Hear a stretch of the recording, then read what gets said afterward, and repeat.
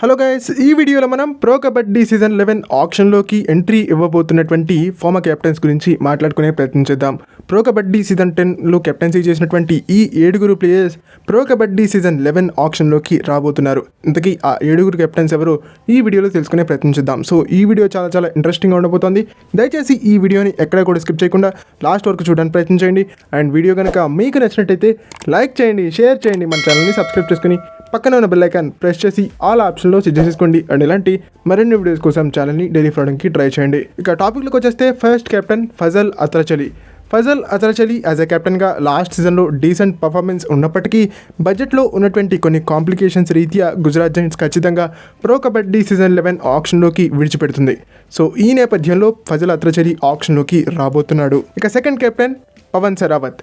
As a కెప్టెన్గాను తన performance బాగాలేదు అండ్ బడ్జెట్లోనూ కాంప్లికేషన్స్ ఉన్నటువంటి కారణంగా తెలుగు టైటన్స్ ఈ స్టార్ రైడర్ని కెప్టెన్ని రిలీజ్ చేయబోతోంది ప్రో కబడ్డీ సీజన్ 11 ఆక్షన్లోకి. దీంతో పవన్ సరావత్ ప్రో కబడ్డీ సీజన్ 11 ఆక్షన్లో మనకు కనిపించబోతున్నాడు. ఇక third captain Surjeet Singh. Last సీజన్లో బెంగళూరు బుల్స్కి కెప్టెన్సీ చేసినటువంటి సుర్జిత్ సింగ్ యాజ్ ఎ కెప్టెన్గాను విఫలమయ్యాడు, యాజ్ ఎ ప్లేయర్గాను విఫలమయ్యాడు. సో ఈ నేపథ్యంలో తన పర్ఫార్మెన్స్ బాగా లేనటువంటి కారణంగా బెంగళూరు బుల్స్ సుర్జిత్ సింగ్ని రిలీజ్ చేయబోతోంది. ప్రో కబడ్డీ సీజన్ 11 ఆక్షన్లో కనిపించబోతున్నాడు సుర్జిత్ సింగ్. ఇక fourth captain Pardeep Narwal. Pardeep Narwal last సీజన్లో యాజ్ ఎ కెప్టెన్గాను విఫలమయ్యాడు, యాజ్ ఎ ప్లేయర్గాను విఫలమయ్యాడు.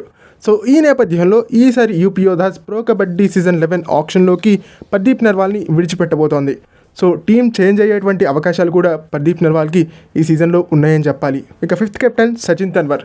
సచిన్ తన్వర్ డీసెంట్ పర్ఫార్మెన్స్ నడిచింది యాజ్ ఎ ప్లేయర్ గాను, యాజ్ ఎ కెప్టెన్ గాను లాస్ట్ సీజన్లో.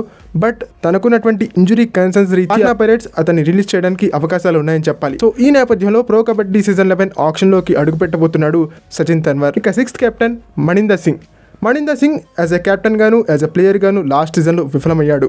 భారీ బడ్జెట్ పెట్టి తీసుకున్నప్పటికీ ఆ భారీ బడ్జెట్కి న్యాయం చేయలేకపోయాడని చెప్పాలి. సో ఈ నేపథ్యంలో బడ్జెట్లో కాంప్లికేషన్స్ కూడా ఉన్నటువంటి నేపథ్యంలో ఖచ్చితంగా బెంగాల్ వారియర్స్ ఇతన్ని ఆక్షన్లోకి విడిచిపెడుతుంది. దీంతో ప్రో కబడ్డీ సీజన్ 11 ఆక్షన్లో మనకు కనిపించబోతున్నాడు మణీందర్ సింగ్. ఇక seventh captain Surinder Singh. Surinder Singh as ఎ కెప్టెన్ గాను విఫలమయ్యాడు, యాజ్ ఎ ప్లేయర్ గాను విఫలమయ్యాడు. ఇనీషియల్ కొన్ని మ్యాచెస్లో బ్రహ్మాండంగా కెప్టెన్సీ చేసిన, బ్రహ్మాండంగా పర్ఫామ్ చేసిన తర్వాత ఇంజురీ కన్సర్న్స్ ఉన్నటువంటి నేపథ్యంలో సీజన్ మిడ్లోనే టీంకి దూరం అయ్యాడు. సో ఈ నేపథ్యంలో సురేందర్ సింగ్ కూడా ఈసారి మనకి ఆక్షన్లో కనిపించబోతున్నాడు. సో వీళ్ళు ఫ్రెండ్స్ ప్రో కబడ్డీ సీజన్ 11 ఆక్షన్లో మనకు కనిపించబోతున్నటువంటి ఫార్మర్ కెప్టెన్స్. ఈ కెప్టెన్స్లో మీ ఫేవరెట్ కెప్టెన్ ఎవరు, మీ ఫేవరెట్ ప్లేయర్ ఎవరు కామెంట్ సెక్షన్లో మాకు తెలియజేసే ప్రయత్నం చేయండి. మరిన్ని ఇలాంటి వీడియోస్ కోసం ఛానల్ని సబ్స్క్రైబ్ చేసుకుని పక్కన ఉన్న బెల్ ఐకాన్ ప్రెస్ చేసి ఆల్ ఆప్షన్లో సెట్ చేసుకోండి. అండ్ ఇలాంటి మరిన్ని వీడియోస్ కోసం ఛానల్ని డైలీ ఫాలోకి ట్రై చేయండి.